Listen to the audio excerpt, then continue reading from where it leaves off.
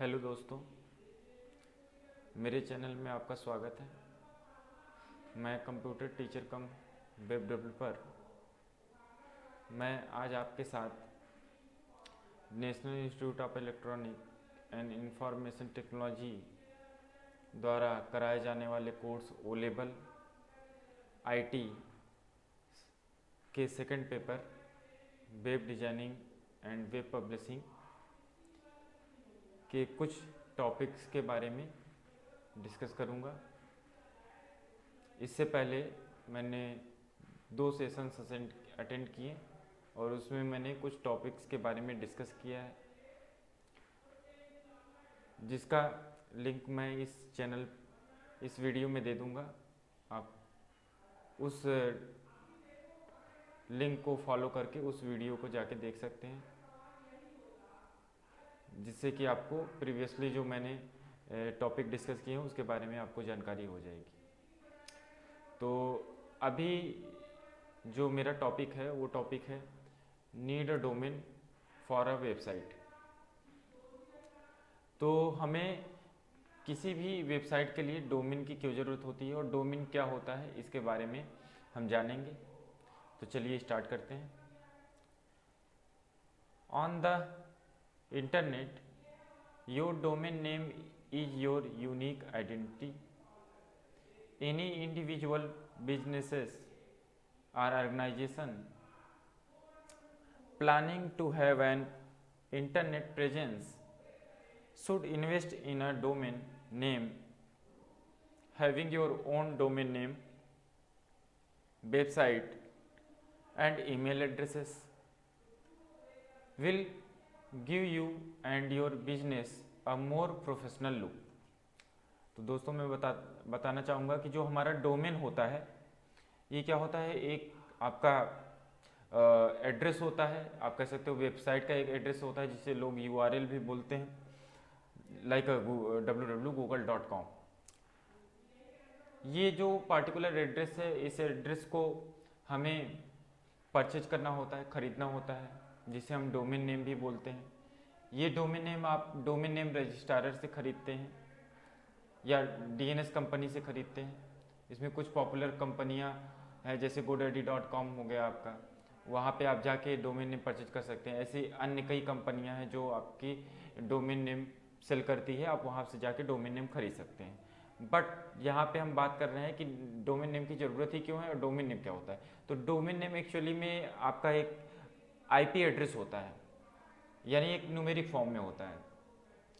और इस numeric form को क्योंकि कस्टमर के लिए उस एड्रेस को याद रखना कॉम्प्लेक्स हो सकता है, कोई भी अगर नंबर में होगा तो उस नंबर को याद रखना इतना आसान नहीं होगा। मान लीजिए www.google.com और वो ये अल्फ़ाबेट्स में ना होके किसी पार्टिकुलर न्यूमेरिक वैल्यू के फॉर्म में होता है, जैसे 103.45.78.43। अगर इस तरीके से कोई IP एड्रेस है तो क्या उसको आप आसानी से याद रख सकते हैं। और ऐसे कई पार्टिकुलर आपकी ज़रूरत की वेबसाइट्स होगी और हर वेबसाइट न्यूमेरिक फॉर्म में होगी, तो आपके लिए क्या हो जाएगा, ये मोर कॉम्प्लेक्स हो जाएगा कि आप उस पार्टिकुलर एड्रेस को याद रख पाएँ।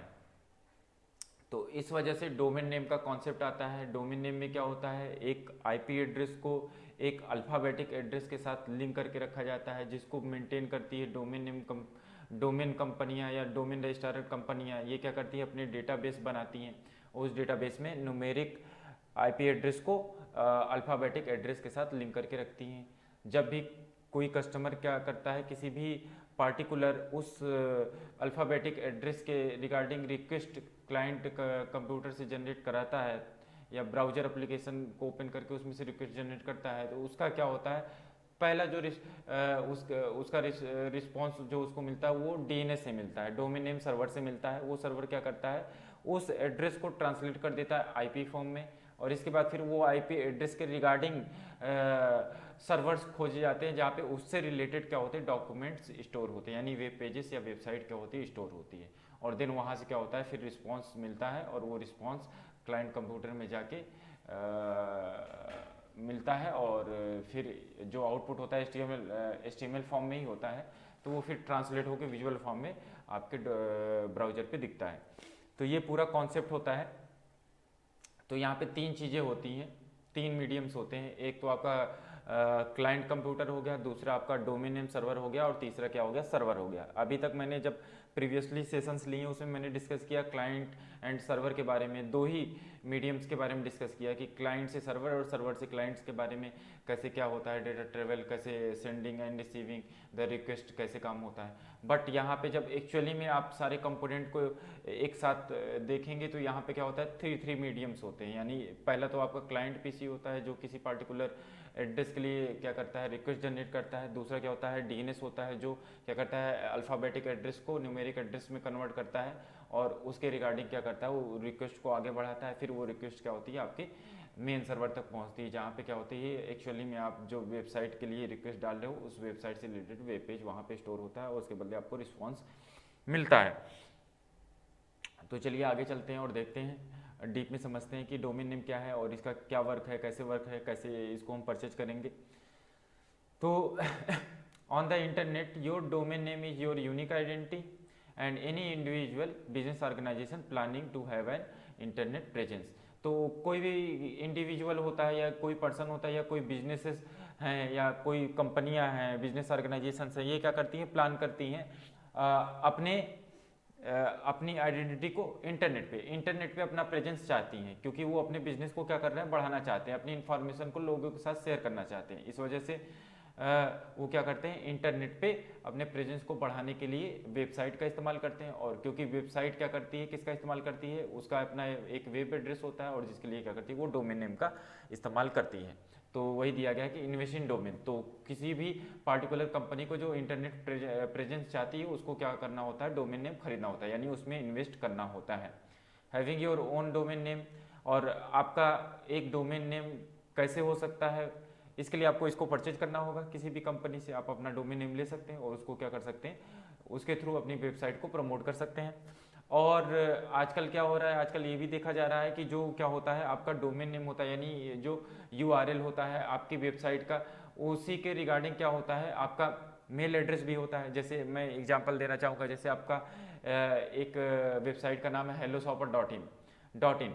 तो ये क्या है, आपकी ई कॉमर्स साइट है। तो इसके रिगार्डिंग अगर कोई आप कॉन्टैक्ट वगैरह, ईमेल कॉन्टैक्ट वगैरह प्रोवाइड करते हो कस्टमर्स की हेल्प या कंप्लेंट्स को लेने के लिए, तो आपका कुछ ईमेल एड्रेस इस तरीके से हो सकता है, info@helloshopper.in, contact@helloshopper.in। तो यहाँ पे @helloshopper.in ये क्या हो गया, ईमेल का आपका क्या हो गया, डोमेन नेम हो गया। तो इससे क्या होता है, एक प्रोफेशनल लुक मिलता है। प्रोफेशनल लुक होने की वजह से कस्टमर क्या होता है, आपके साथ ज़्यादा इंगेज होता है। तो लोग ऐसा करते हैं, लोग क्या करते हैं, कस्टमाइज ईमेल एड्रेसेस का भी आज इस्तेमाल कर रहे हैं। बहुत सी कंपनियां कस्टमाइज ईमेल एड्रेसेस का इस्तेमाल करती हैं।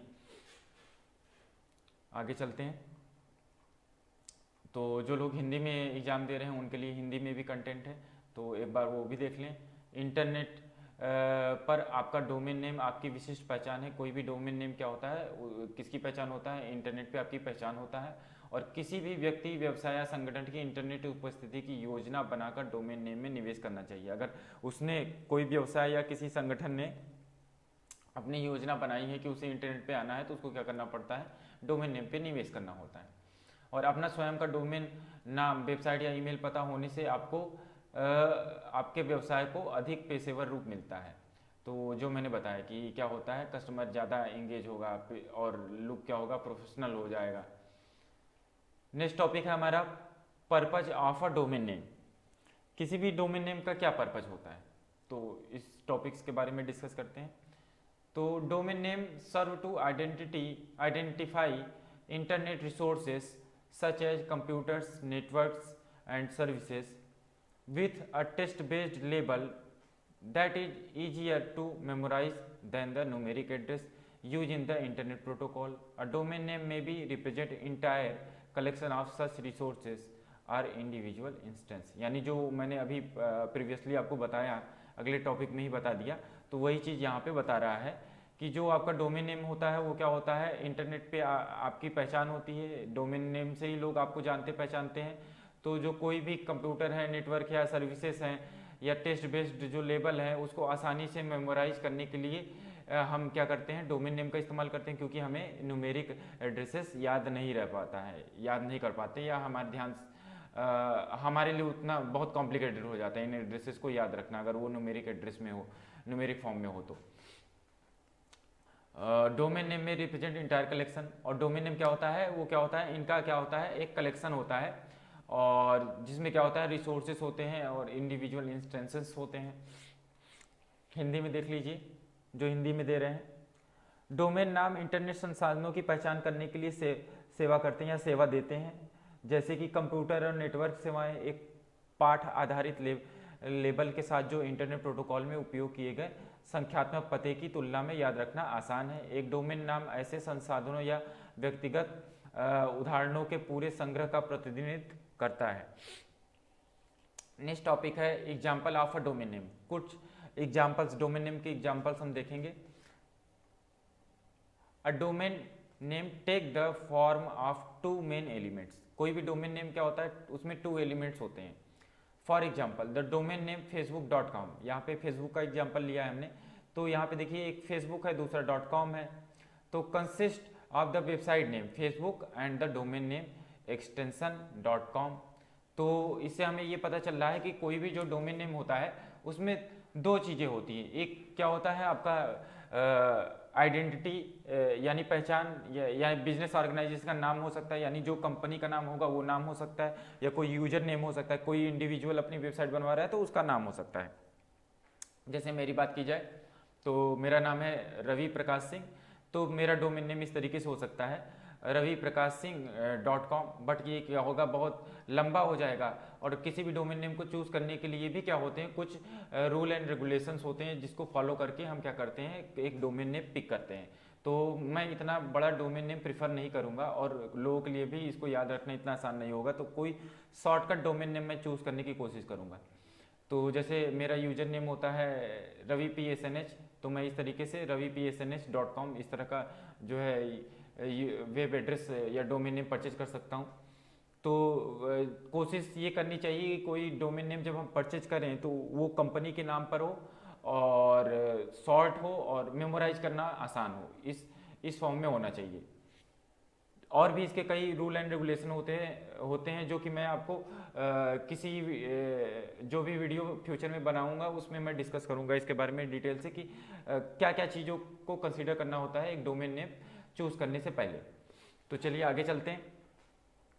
तो यहाँ पे बात हो रही थी एक्सटेंशंस की। कई एक्सटेंशंस भी होते हैं, कोई भी पार्टिकुलर जो डोमेन नेम होता है उसमें कई एक्सटेंशंस होते हैं। आप कोई भी एक एक्सटेंशन पिक कर सकते हो। सबसे पॉपुलर जो है .com होता है, इसका मतलब होता है कमर्शियल। इसके अलावा भी कई क्या होते हैं आपके एक्सटेंशंस होते हैं, जैसे .in हो गया, .gov.in हो गया, .edu हो गया, .org हो गया, .au हो गया। तो इस तरह के कई कैटेगरी वाइज क्या होते हैं, .asia हो गया, कंट्री के हिसाब से भी क्या होते हैं एक्सटेंशंस आते हैं, तो .co.in हो गया, .co हो गया। तो बहुत से एक्सटेंशंस हैं, आप किसी भी एक्सटेंशंस .info हो गया, .net हो गया, तो कोई भी एक्सटेंशंस आप इस्तेमाल कर सकते हैं according to need and desire. और हर एक पार्टिकुलर एक्सटेंशंस का कुछ क्या होता है मीनिंग होता है, जो कि मैं डोमेन नेम के जब एग्जाम्पल्स के बारे में बात करूंगा और उसकी पार्टिकुलर क्या मीनिंग होती है उसके बारे में बात करूंगा, तो डिटेलिंग आपको उसमें दूंगा कि इनका क्या मतलब होता है और हमें इस तरह के डोमेन एक्सटेंशन क्यों चाहिए होते हैं, क्यों लेना चाहिए हमें। आगे चलते हैं। When a company or a person purchase a domain name, they are able to specify which server the domain name point to. तो जब आप कोई डोमेन नेम ले लेते हैं तो उसमें क्या मिलता है, आपको मिलता क्या है, एक पार्टिकुलर एड्रेस मिलता है। किस तरह का एड्रेस, जैसे helloshopper.in मिल गया आपको, उसके साथ साथ उसका एक आपका न्यूमेरिक आईपी एड्रेस भी मिलेगा, यानी एक आईपी एड्रेस मिलेगा, और उस आईपी एड्रेस के माध्यम से आप अपने सर्वर को पॉइंट कर सकते हैं जहाँ पे आपके वेब पेजेस या वेबसाइट स्टोर है। तो कोई भी डोमेन नेम परचेज करने के बाद आपका काम ये होता है कि आप उस आईपी एड्रेस के साथ अपने सर्वर को लिंक करें, और लिंक करने के बाद ही आप उस पार्टिकुलर वेबसाइट या उस वेब पेजेस को एक्सेस कर सकते हैं, एक्सेस को प्रोवाइड कर सकते हैं अपने कस्टमर्स के लिए। चलिए आगे चलते हैं, हिंदी में देख लीजिए। एक डोमेन नाम दो मुख्य तत्वों का रूप लेता है। उदाहरण के लिए डोमेन नाम facebook.com में वेबसाइट का नाम और डोमेन नाम एक्सटेंशन .com शामिल है। जब कोई कंपनी या एक व्यक्ति एक डोमेन नाम खरीदता है या खरीदती है तो वे यह निर्दिष्ट करने में सक्षम होते हैं कि डोमेन नाम किस सर्वर को इंगित करता है। तो जो मैंने बताया कि आईपी एड्रेस मिलेगा, उसको आपको क्या करना पड़ेगा, टेक्निकली उसको पॉइंट करना होगा अपने सर्वर को। और कैसे पॉइंट करते हैं, उसके कौन कौन से तरीके होते हैं, होस्टिंग क्या होती है, वेब होस्टिंग क्या होती है, वो फ्यूचर में जो मेरे वीडियोज आएंगे उसमें मैं डिस्कस करूंगा इसके बारे में। कंपोनेंट ऑफ अ वेबसाइट, यानी किसी भी वेबसाइट के कौन कौन से कंपोनेंट होते हैं, तो चलिए इसके बारे में बात करते हैं। तो 7 must have component of a website, यानी 7 कंपोनेंट्स होते हैं वेबसाइट के, जिसमें पहला है आपका नेविगेशन, दूसरा है आपका वेब होस्टिंग, तीसरा है आपका कॉल टू एक्शन, चौथा है आपका हेडलाइन, पांचवा है अबाउट अस, छठवा है आपका कंटेंट, सातवां है आपका विजुअल्स, आठवां है आपका मोबाइल फ्रेंडलीनेस। तो ये पॉइंट्स हैं, इसके बारे में हम डिस्कस करेंगे। ये हिंदी में दिया हुआ है, इसको भी देख लीजिए। नेविगेशन होता है, वेब होस्टिंग होता है, कॉल टू एक्शन होता है, सीड्स होता है, हमारे बारे में होता है, सामग्री होती है, दृश्य होते हैं, मोबाइल मित्रता। Component of the web development. तो हाँ, इस टॉपिक को डिस्कस करने से पहले हाँ इस बारे में मैं थोड़ा बहुत आपको बता देता हूँ। तो कोई भी जो वेबसाइट होती है उसके अपने कई क्या होते हैं, कंपोनेंट होते हैं। जैसे कोई भी पार्टिकुलर वेबसाइट है, जैसे Amazon.com की बात कर ली जाए या Facebook.com की बात कर ली जाए, तो उसमें कई लिंक्स होते हैं जिन लिंक का इस्तेमाल करके हम वेबसाइट में नेविगेट करते हैं, यानी एक वेब पेज से दूसरे वेब पेज में जाते हैं। जैसे क्या होता है, आप जब फेसबुक पे लॉगिन कर लेते हो तो आपके पास नोटिफिकेशन का एक लिंक होता है, एक आपकी प्रोफाइल पे जाने का लिंक होता है, एक होम पे होता है जिसमें सभी के जो है कंटेंट शो करते रहते हैं आपके फ्रेंड्स के, और आपके एक क्या होता है ग्रुप के लिए होता है, एक आपका फेसबुक पेजेस का लिंक होता है। तो इस तरह से वेरियस क्या होते हैं, लिंक्स होते हैं, सेटिंग का लिंक होता है, जिससे आप क्या करते हैं, नेविगेट करते हैं, यानी एक पेज से दूसरे पेज में जाते हैं। वेब होस्टिंग क्या है, इसके बारे में फ्यूचर में डिस्कस करने वाला हूँ मैं। इसका अलग से ही एक वीडियो बनाऊंगा, वेब होस्टिंग की डिटेल्स रहेगी पूरी उसमें, लेकिन बट अभी थोड़ा बहुत आपसे डिस्कस कर लेता हूँ। तो जो वेब होस्टिंग है, वेब होस्टिंग में हम क्या करते हैं, वेब होस्टिंग में हम होस्टिंग वेब होस्टिंग 2 वर्ड से मिलकर बना है, वेब एंड होस्ट। तो वेब का मतलब होता है www यानी वेबसाइट या वेब पेज, और होस्ट का मतलब होता है जो उसको होस्ट करना चाहता है, यानी जो इस वेबसाइट को अवेलेबल कराता है अपने कस्टमर्स के लिए। आप इस तरीके समझ सकते हैं, जैसे शादी ब्याह में आप जाते हैं, आपको इनवाइट किया जाता है शादी ब्याह में, और वहाँ पे क्या होता है, जो शादी में आपको इनवाइट करता है वो आपका क्या होता है, होस्ट होता है, यानी आपका स्वागत करने के लिए रेडी होता है वो।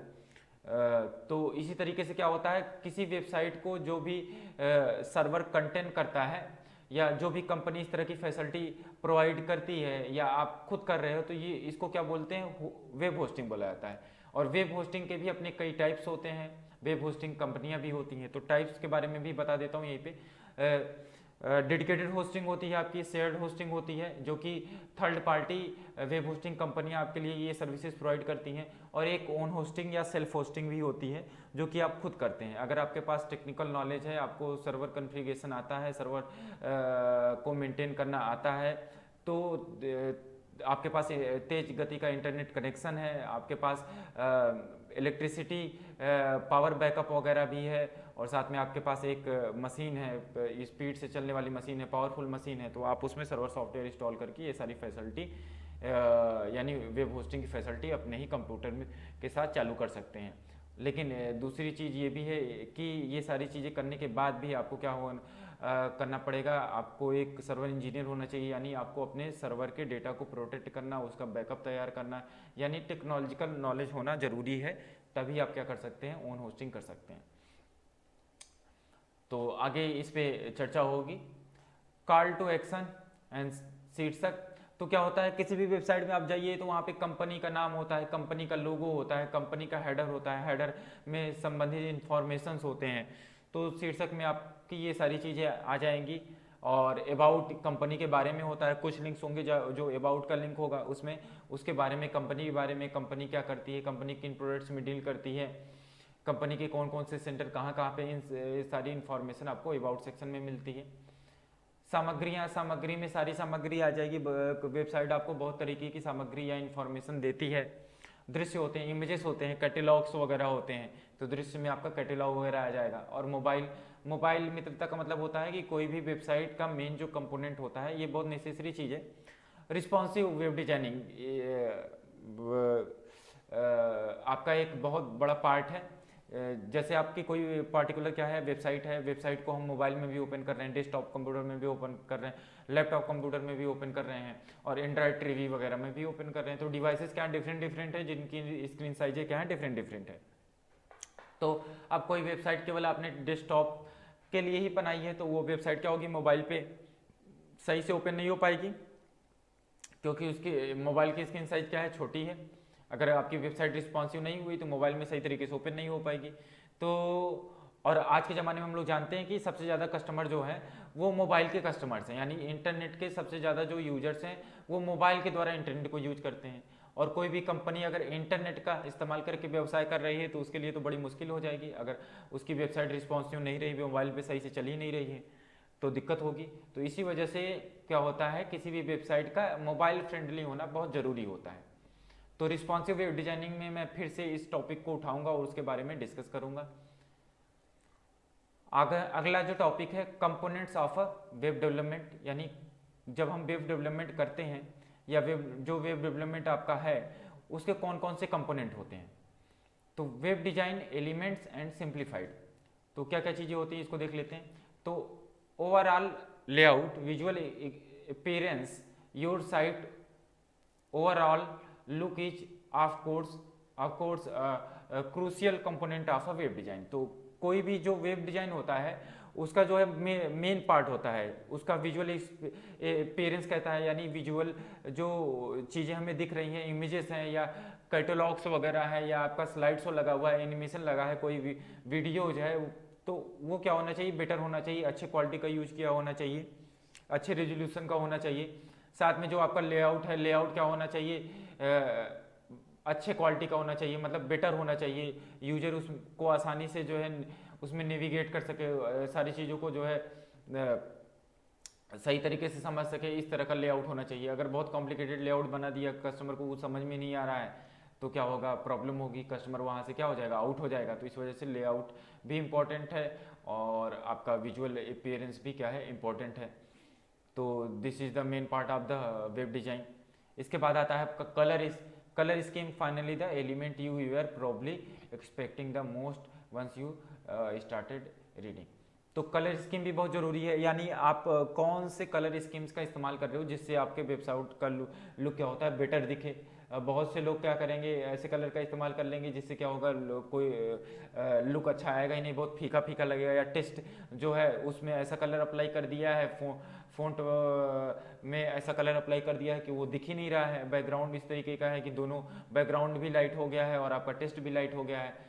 तो ऐसे कंडीशन में क्या होगा, कस्टमर वहाँ से भाग जाएगा, जब उसको जो इन्फॉर्मेशन लेने आया है वो मिल ही नहीं पाएगी आपके कलर स्कीम की वजह से, तो वो क्या होगा, भाग जाएगा। तो इस वजह से हमें कलर स्कीम पर भी बहुत ध्यान देने की जरूरत होती है। नेक्स्ट चीज़ होती है टाइपोग्राफी। टाइपोग्राफी का मतलब होता है फ़ॉन्ट्स फैमिली, यानी किस फ़ॉन्ट्स फैमिली का इस्तेमाल कर रहे हैं। फ़ॉन्ट्स फैमिली मतलब यानी जैसे कुछ लोगों की हैंड राइटिंग क्या होती है, बहुत अच्छी होती है, और कुछ लोगों की हैंड राइटिंग एकदम जो है चिड़िया की टंग जैसी होती है, यानी इसका मतलब ये हुआ कि समझ में ही नहीं आती कि लिखा क्या है। और कुछ लोगों की राइटिंग ऐसी होती है एकदम बिल्कुल जैसे छपाई कर दी गई हो, किताबों में जैसे छापा जाता है उस तरीके की होती है। तो ये क्या होता है, आपका टाइपोग्राफी में आ जाता है। यानी ऐसे आपको फ़ॉन्ट फैमिलीज का इस्तेमाल करना है जिससे कि आपकी वेबसाइट का जो कंटेंट है वो बेटर दिखे, अपीयरेंस जो फ़ॉन्ट्स का अपीयरेंस है वो बेटर दिखे। ऐसा ना हो कि जो है हम बहुत ऐसा स्टाइल कर दे रहे हैं कि कस्टमर को कुछ समझ में नहीं आ रहा है, क्लाइंट को कुछ समझ में नहीं आ रहा है, तो वो भाग जाएगा। नेविगेशन के इस टॉपिक के बारे में मैंने पहले भी डिस्कस कर लिया है, तो अब नहीं बताऊंगा नेविगेशन क्या है। नेविगेशन मतलब नेविगेट करने के लिए जो भी हम क्या करते हैं, इस्तेमाल करते हैं, बटन्स वगैरह या लिंक्स वगैरह का इस्तेमाल करते हैं। कंटेंट, और do not forget about mobile. इसको मैंने पहले भी डिस्कस किया, मोबाइल फ्रेंडली होना ज़रूरी है। मोबाइल के अकॉर्डिंग मोबाइल को हमें भूलना नहीं है, मोबाइल को ध्यान में रखना है, क्योंकि इसकी वजह से इसके क्या है यूजर्स ज़्यादा हैं, यानी इंटरनेट को इस्तेमाल करने वाले जो उपभोक्ता हैं, सारे उपभोक्ता हैं, उसमें मोबाइल वाले उपभोक्ता ज़्यादा हैं, जो मोबाइल के थ्रू क्या करते हैं, इंटरनेट को सर्फ करते हैं या इंटरनेट का इस्तेमाल करते हैं।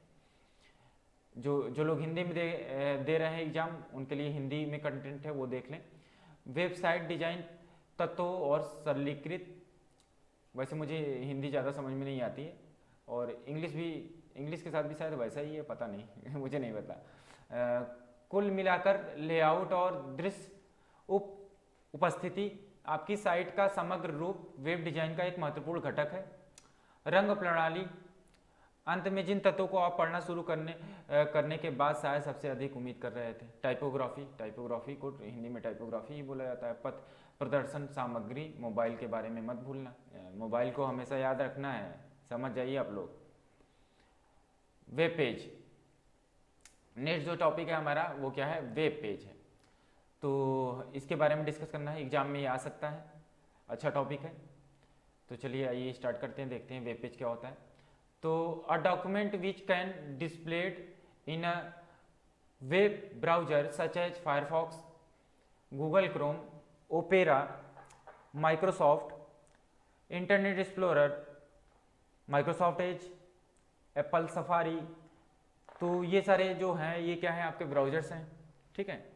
और इनका काम क्या है, इनका काम ये होता है कि ये क्या करते हैं, हमें किसी वेबसाइट को विजुअल फॉर्म में कन्वर्ट करके दिखाते हैं, और क्या करते हैं किसी यूआरएल के लिए रिक्वेस्ट लेते हैं, रिक्वेस्ट को जनरेट करते हैं, और ये कहाँ पे इंस्टॉल होते हैं, कहाँ पे इनका हम इस्तेमाल करते हैं, तो क्लाइंट पीसी में इस्तेमाल करते हैं, और ऑपरेटिंग सिस्टम में इनको इंस्टॉल करना पड़ता है।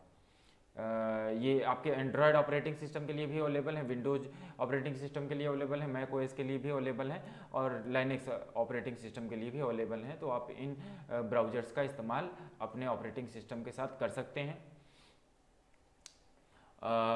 वेब पेज हमारा जो है टॉपिक है। These are also often called just pages.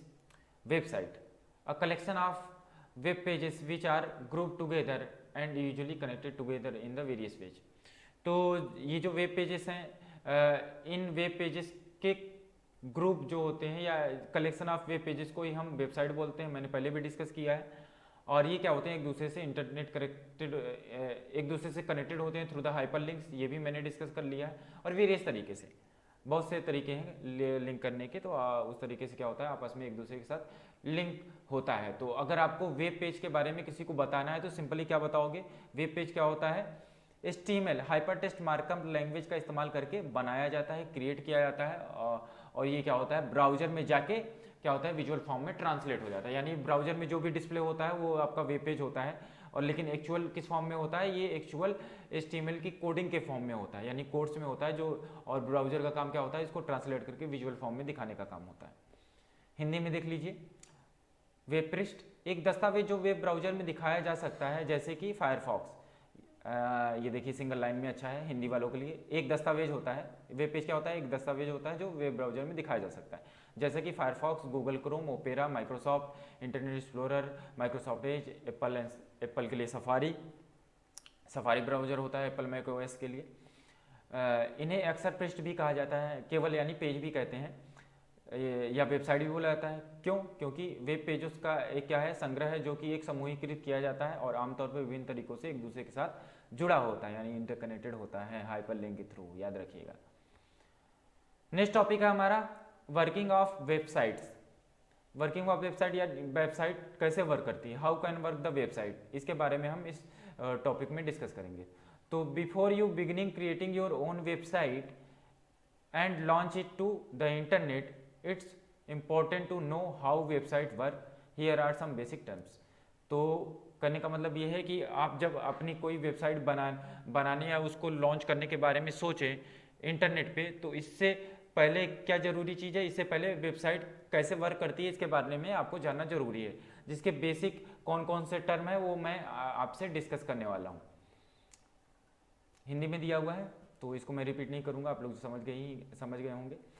तो ये टर्म्स हैं, पहला टर्म क्या है, वेबसाइट है। वेबसाइट को पहले भी डिस्कस किया है, एक बार यहाँ पे और रिपीट हो रहा है। अब website is a simply a collection of web pages of the codes that describe the layout format and content on a page. तो ठीक है, वेबसाइट तो हमें पता है कलेक्शन ऑफ वेब पेजेस है जो कि क्या कोडिंग से बना होता है, हाइपरटेक्स्ट मार्कअप लैंग्वेज का इस्तेमाल किया जाता है, और इसमें क्या होते हैं, लेआउट्स होते हैं, फॉर्मेट होता है, और क्या होता है, किसी भी पेज में क्या होता है, कंटेंट भी होता है। कई तरह के कंटेंट होते हैं, विजुअल कंटेंट होते हैं, जैसे लाइक इमेज, वीडियो वगैरह। नेक्स्ट, अच्छा हिंदी में बता दूं एक बार, एक वेबसाइट केवल कोड के वेब पेजों का एक संग्रह है। ऐसे कोड को किसी भी पृष्ठ पर लेआउट, प्रारूप या सामग्री का वर्णन करते हैं। नेक्स्ट है आपका जो टर्म है वो क्या है, the web server. Web server भी मैंने डिस्कस किया है, तो फिर से यहाँ पे रिपीट हो रहा है। The web server is an internet connected computer that receive the request for a web page sent by your browser. तो वेब सर्वर क्या है, मैंने पहले भी डिस्कस किया है, फिर से आ गया, फिर से बता देता हूँ। वेब सर्वर क्या होता है, एक नॉर्मल पीसी ही होता है, बट उसमें स्पेशल सॉफ्टवेयर इंस्टॉल्ड होते हैं जिसकी वजह से वो वेब सर्वर की तरह काम करने लगता है। वो स्पेशल सॉफ्टवेयर क्या है ये भी बता देता हूँ। बहुत से स्पेशल सॉफ्टवेयर आते हैं वेब सर्वर के लिए, जैसे IIS सर्वर हो गया, अपाची सर्वर हो गया, नेजिक सर्वर हो गया, इसका आप सर्वर सॉफ्टवेयर, इन सर्वर सॉफ्टवेयर का इस्तेमाल आप अपने पीसी को सर्वर में कन्वर्ट करने के लिए कर सकते हैं। और कुछ सर्वर सॉफ्टवेयर के पैकेजेस आते हैं, उनका भी आप इस्तेमाल कर सकते हैं, फ्री में अवेलेबल है, ओपन सोर्स है, जैसे XMPP सर्वर और आपका WAMP सर्वर। तो ये सारे सर्वर्स हैं। इसमें क्या होते हैं, जो मेन सर्वर सॉफ्टवेयर होता है उसके अलावा अन्य जो सर्वर को ऑपरेट करने के लिए जो सॉफ्टवेयर की जरूरत होती है, वो भी सॉफ्टवेयर क्या होता है, उसका पूरा पैकेज ही होता है। जैसे PHP हो गया, पर्ल हो गया, डेटाबेस के लिए सॉफ्टवेयर हो गया, MySQL हो गया, ओरेकल हो गया, टॉमकैट हो गया, आपका ASP.NET के रिगार्डिंग जो सर्वर सॉफ्टवेयर की जरूरत होती है वो हो गया, और SQL इंटरफेस प्रोवाइड करने के लिए PHP MyAdmin हो गया। तो इसी तरीके से कई सॉफ्टवेयर, FTP सर्वर भी क्या होता है उसी पैकेज के अंदर इंक्लूड होता है। तो ये सारी चीज़ें क्या होती है आपको सर्वर सॉफ्टवेयर में मिल जाती हैं। तो आप इन सॉफ्टवेयर का इस्तेमाल अपने पीसी को सर्वर के रूप में यूज करने के लिए कर सकते हैं। तो सर्वर क्या है, अगर एक लाइन में बताना हो तो सर्वर आपका ऐसा कंप्यूटर होता है जो कि क्या करता है, रिक्वेस्ट को एक्सेप्ट करता है, यानी क्लाइंट पीसी की रिक्वेस्ट को एक्सेप्ट करता है और उसके बदले क्या करता है, रिस्पांस देता है। वो रिस्पांस HTML के फॉर्म में होता है, आउटपुट जो देगा वो HTML के फॉर्म में होगा। ठीक है, तो उसे हम क्या बोलेंगे, वेब सर्वर बोलेंगे। हिंदी में देख लीजिए, वेब सर्वर एक इंटरनेट से जुड़ा कंप्यूटर है जो आपके ब्राउजर द्वारा भेजे गए वेब पेजेस के लिए अनुरोध प्राप्त करता है।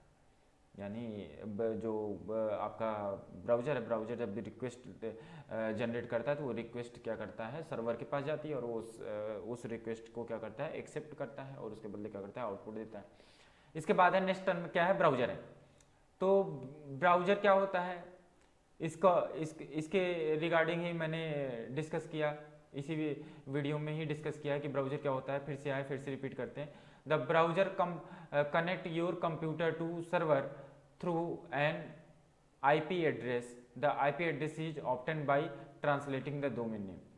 तो यहाँ पे क्या है, यहाँ पे जो ब्राउजर है, ब्राउजर का काम क्या होता है, ब्राउजर आपके कंप्यूटर को सर्वर से कनेक्ट करता है IP के माध्यम से, और IP एड्रेस के थ्रू ही क्या होता है, आपका जो डोमेन नेम है वो ट्रांसलेट होता है। मतलब IP एड्रेस ट्रांसलेट होता है किसमें, डोमेन नेम में।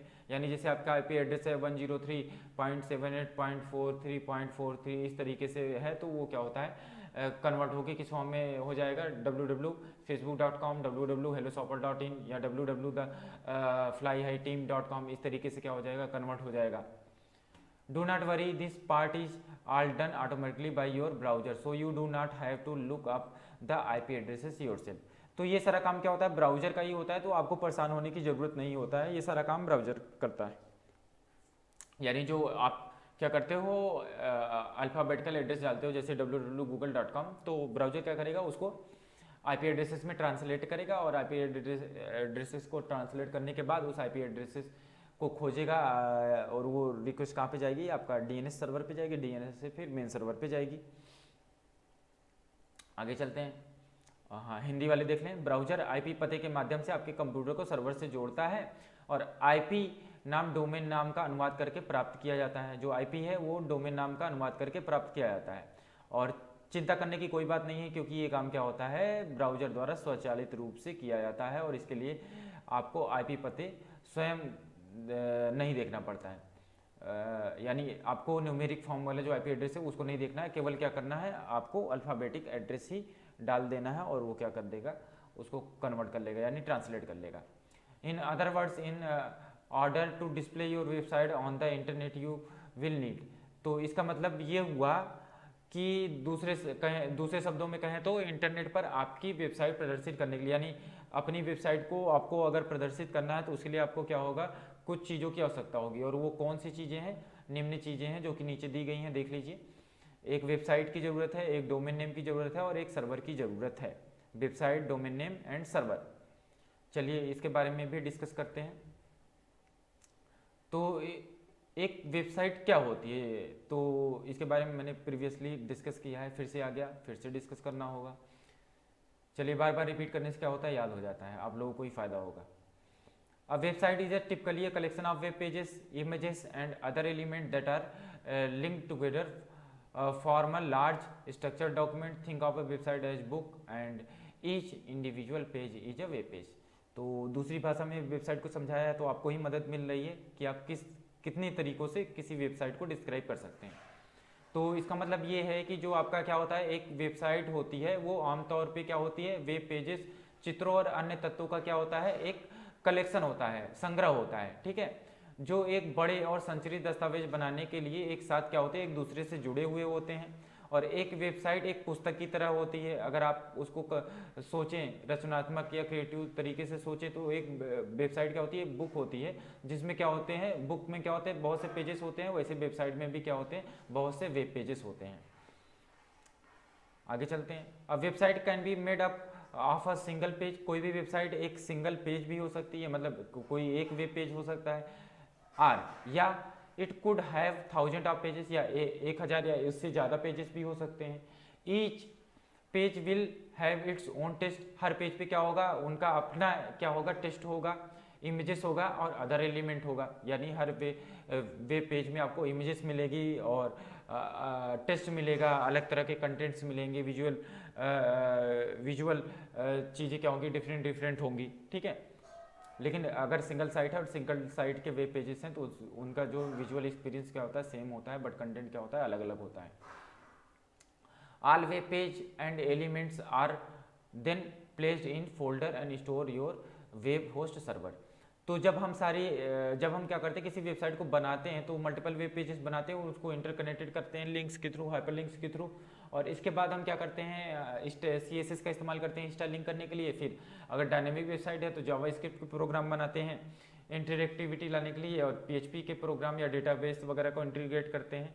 तो ये सारी चीज़ें करने के बाद क्या होता है, उसको ऑर्गेनाइज करके रखना होता है कि मतलब कौन सी फाइल कहाँ पे होगी, तो उसको क्या होता है, फोल्डर में ऑर्गेनाइज किया जाता है, यानी डायरेक्टरीज में ऑर्गेनाइज किया जाता है। यानी सारी इमेजेस हैं जो वेब पेजेस में यूज की गई हैं उसे इमेज वाले फोल्डर के अंदर डालना होता है। जो वेब प्रोग्राम्स है उसे जैसे जावा के प्रोग्राम में GS फोल्डर में हमने उसको कंटेंट कर दिया, और जो डेटाबेसेस के प्रोग्राम है उनको किसी अन्य फोल्डर में कंटेंट कर दिया, तो वो क्या होता है, आपका ऑर्गेनाइज हो जाता है। और इसके बाद उसे हम क्या करते हैं, वेब सर्वर में स्टोर कर देते हैं, जिससे कि वो हमारे क्लाइंट्स के लिए अवेलेबल हो सके, यानी इंटरनेट पे एक्सेस किया जा सके। हिंदी में देख लीजिए, एक वेबसाइट एक पेज से बनी हो सकती है, उसमें हजारों पेज भी हो सकते हैं। प्रत्येक पृष्ठ का अपना पाठ, चित्र या अन्य तत्व होंगे। सभी वेब पृष्ठों और तत्वों को तब एक फोल्डर में रखा जाता है और आपके वेब होस्ट सर्वर पर संग्रहित किया जाता है। Each web page is written in the codes. हमें पता है कि जो भी वेब पेज होता है उसको बनाने के लिए हमें कोडिंग करनी होती है, HTML का इस्तेमाल करते हैं। And these code describe the layout, और यही कोड क्या होता है, क्या डिस्क्राइब करेगा, लेआउट, यानी लेआउट को डिस्क्राइब करेगा, फॉर्मेट को डिस्क्राइब करेगा, content of the page, content को डिस्क्राइब करेगा।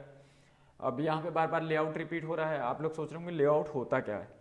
तो लेआउट आपका क्या होता है, एक तरीके का कह सकते हैं organising the various content of the web page. उसको ऑर्गेनाइज करने के लिए हम लेआउट का इस्तेमाल करते हैं। जैसे हेडर को कहाँ रखना है, हेडर को हमेशा आप टॉप पे रखोगे।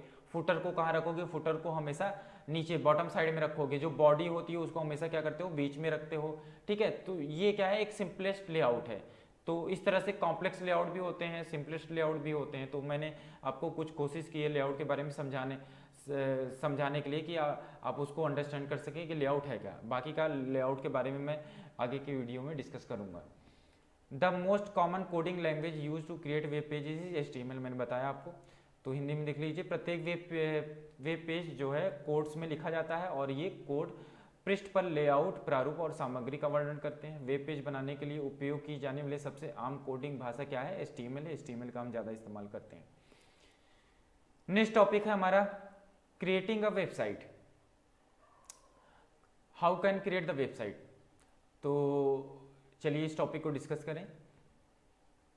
But just because a web page is written in a code does not mean you need to be an IT geek to create one yourself.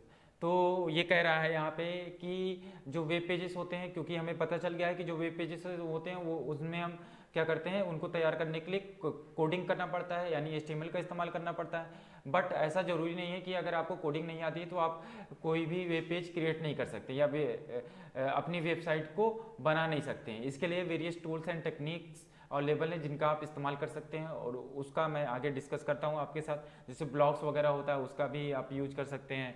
जो है कुछ वेब स्क्रिप्ट आती हैं, रेडीमेड वेब स्क्रिप्ट्स आती हैं, उनका इस्तेमाल कर सकते हैं। और कुछ ऐसी वेबसाइटें या सर्विसेज हैं जो क्या करती हैं, आपको ये फैसिलिटी प्रोवाइड करती हैं कि आप बिना किसी कोडिंग वाले नॉलेज के अपनी वेबसाइट को वहाँ पे जाके क्रिएट कर सकते हैं। यानी लेस टेक्निकल नॉलेज की ज़रूरत होती है और आप अपनी वेबसाइट वहाँ पे क्रिएट कर सकते हैं। In fact you do not even need to know code or possess any technical skills or knowledge to create a website nowadays. Technology has advanced tremendously and there are a lot of website creators that allow you to build functional or professional looking website without much any technical knowledge। जो मैंने आपको बताया वही चीज़ यहाँ पे बता रहा है। तो चलिए हिंदी में देख लीजिए इसको। लेकिन सिर्फ इसलिए कि ये वेब पेज कोड में लिखा है इसका मतलब ये नहीं है कि आप खुद इसको नहीं बना सकते और इसके लिए आपको एक IT geek होने की ज़रूरत है।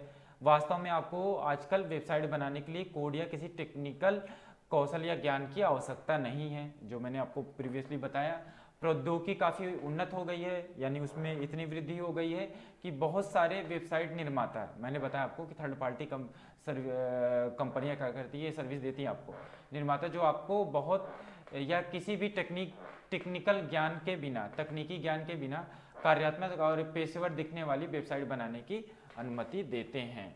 यानी जैसे आपका blogger.com हो गया, wix.com हो गया, ऐसी वेबसाइट को जब आप जाएंगे वहाँ पे एक्सेस करेंगे तो आपको क्या होगा, ये सर्विसेज देखने को मिलेंगी कि वहाँ पे आप बिना किसी कोडिंग नॉलेज के किसी भी वेबसाइट को बना सकते हैं। बट यहाँ पे मैं कुछ चीज़ें डिस्कस करना चाहूँगा कि जो एक्चुअल वेबसाइट जो कोड के माध्यम से बनाई जाती है और जो आप इन सर्विसेज को के थ्रू वेबसाइट बनाते हैं उसमें क्या होता है, बहुत से डिफरेंसेस होते हैं। क्योंकि आपके पास टेक्निकल नॉलेज नहीं है तो आपके वेबसाइट पे आपका पूरा कंट्रोल नहीं होता है। और दूसरी चीज़ ये है कि जब आप थर्ड पार्टी किसी पार्टिकुलर सर्विस प्रोवाइडर यानी किसी अन्य वेबसाइट निर्माता से इस तरह की वेबसाइट बनाते हैं बिना किसी कोडिंग नॉलेज के, तो वहाँ पे क्या करते हैं, आपकी जो वेबसाइट होती है कुछ इस तरीके से आइडेंटिफाई होगी। जैसे आपका यूजर नेम है रवि PSNH, तो आप जब वहाँ पे अपनी वेबसाइट बनाएंगे तो आपका जो डोमेन नेम होगा ravipsnh.wix.com इस तरीके से हो सकता है। तो अब यहाँ पे क्या है, आपका सब डोमेन क्या हो गया, wix.com हो गया। यानी आपका जैसे प्रोफेशनल जो वेबसाइट होती है वो किस तरीके से होनी चाहिए थी, ravipsnh.com, बट आपका क्या हो गया, क्योंकि आप अन्य कंपनी से इस तरह की सर्विस ले रहे हैं तो वो अपनी ब्रांडिंग करने के लिए जो है आपको इस तरह की सर्विस देगी। तो अगर टेक्निकल नॉलेज नहीं है तब तो अच्छा है कि आप इन तरह की वेबसाइट्स का इस्तेमाल करके अपनी वेबसाइट बनाएं और उसको यूज करें।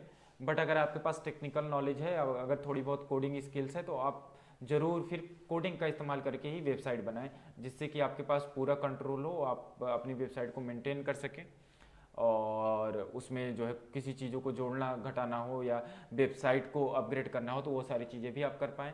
या आपके पास टेक्निकल नॉलेज नहीं है, तो इसके लिए आप किसी वेब डेवलपर या वेब डिजाइनर को हायर कर सकते हैं जो कि इस तरह की टेक्निकल नॉलेज को रखता है, और वो आपके लिए वेबसाइट क्रिएट करके देगा जिस पे आपका ज़्यादा कंट्रोल होगा comparison of the this services.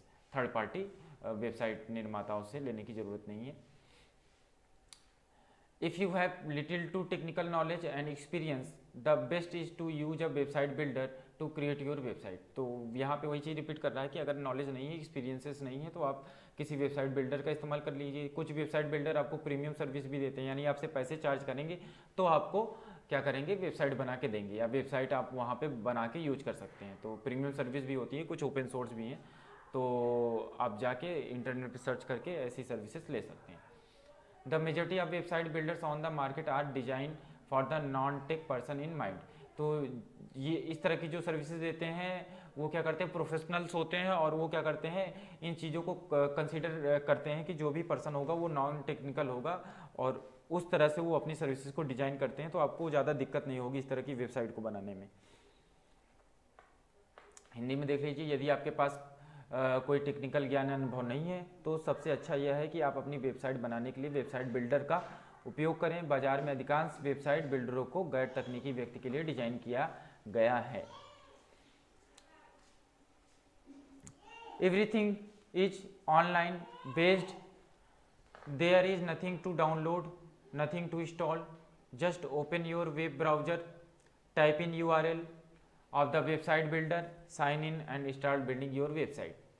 तो सब कुछ ऑनलाइन आधारित है, डाउनलोड करने के लिए कुछ भी नहीं है, स्थापित करने के लिए कुछ भी नहीं है, बस अपना वेब ब्राउजर खोलें, वेबसाइट बिल्डर की URL में टाइप करें, साइन इन करें और अपनी वेबसाइट का निर्माण शुरू करें। अगर आप वेबसाइट बिल्डर का इस्तेमाल कर रहे हैं तो ये सारा प्रोसेस कर सकते हैं, बहुत आसान बताया गया है इसमें कि आपको क्या करना है। आपको करना क्या है, ऑनलाइन जाइए, ऑनलाइन जाने के बाद वेबसाइट बिल्डर डाउनलोड कर लीजिए, और डाउनलोड करने के बाद ब्राउज़र पे खोलिए और इसके बाद URL टाइप कीजिए, इसके बाद साइन इन कीजिए, और इसके बाद क्या होगा, वेबसाइट बनाना चालू कर दीजिए।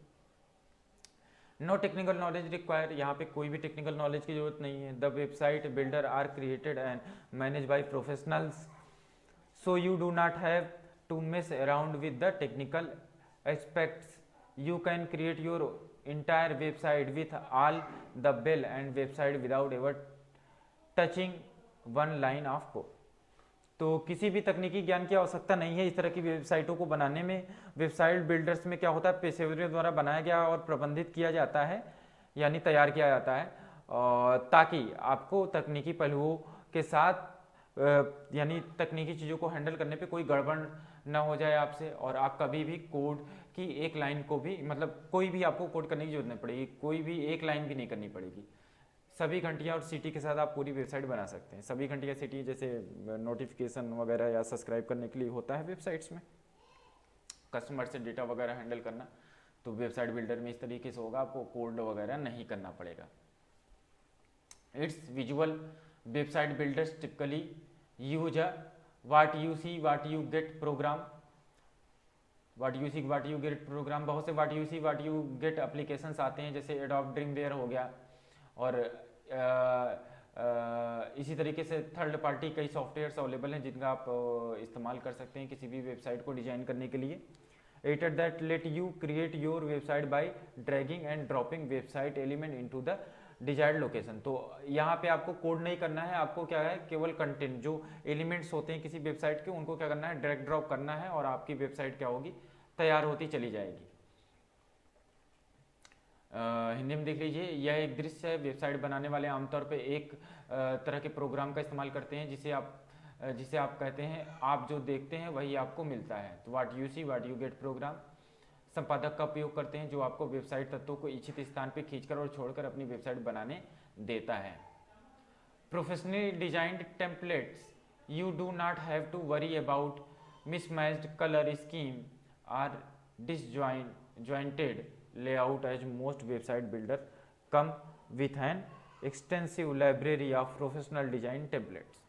तो इसका मतलब क्या हुआ, प्रोफेशनल मतलब पेशेवर रूप से तैयार किए गए जो टेम्पलेट्स होते हैं, यानी प्री डिफाइंड टेम्पलेट्स होते हैं, उनका आप इस्तेमाल कर सकते हैं अपनी वेबसाइट को बनाने में। आपको बेमेल रंग या योजनाओं या असंबद्ध लेआउट के बारे में चिंता करने की ज़रूरत नहीं है। यानी जो स्टाइलिंग होती है, जो बैकग्राउंड्स होते हैं, उनके जो कलर्स होते हैं, जो अपीयरेंस होता है, उसके बारे में चिंता करने की ज़रूरत नहीं है, क्योंकि वो तो आपको टेम्पलेट में ही मिल जाएगा। क्योंकि अधिकांश वेबसाइट निर्माता जो होते हैं इस तरह की डिज़ाइन टेम्पलेट्स के रूप में आपको प्रोवाइड करते हैं। उनकी पूरी लाइब्रेरी होती है, उन लाइब्रेरी में जाके आप कोई भी टेम्पलेट, प्री डिफाइंड टेम्पलेट्स का आप इस्तेमाल कर सकते हैं। यहाँ पे एग्जांपल दिया है, example of easy to use website builders include website.com, Wix, Weebly and Squarespace. All of the .eg web hosting plans including website.com website builder services for free. Click here to read more details about the website.com website builder and services. तो यहाँ पे click करके हम वहाँ पे पहुँचना चाहेंगे, लेकिन इसको मैं अगले वीडियो में डिस्कस करूँगा। तो चलते हैं अगले टॉपिक पे।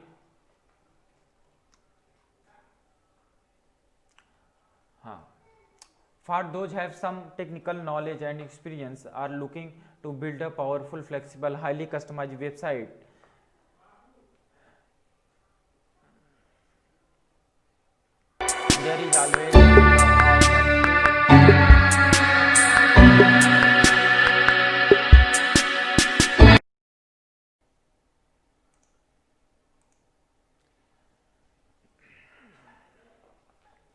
There is always the option of choose a content management system such as WordPress or Joomla, but do keep in mind that these site building application often has a steep learning curve.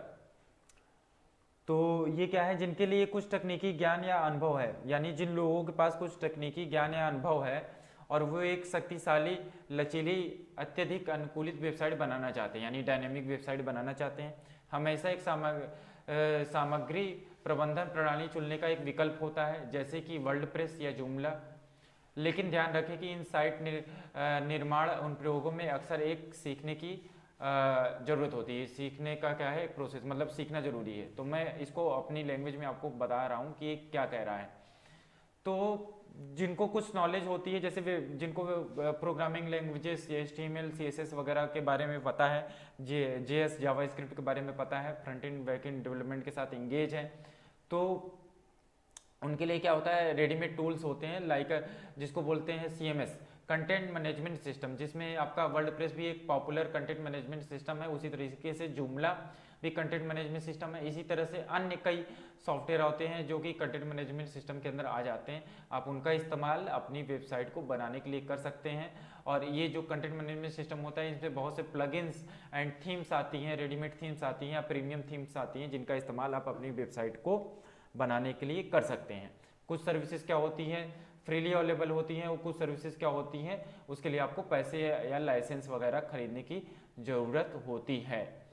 तो अगला topic है domain name. तो इस video में आज के लिए बस इतना ही। आगे मैं आपसे फिर ओ लेवल के सेकंड पेपर वेब डिजाइनिंग और वेब पब्लिशिंग के कुछ टॉपिक्स के बारे में डिस्कस करूंगा। तो बाय दोस्तों, धन्यवाद। हो गया।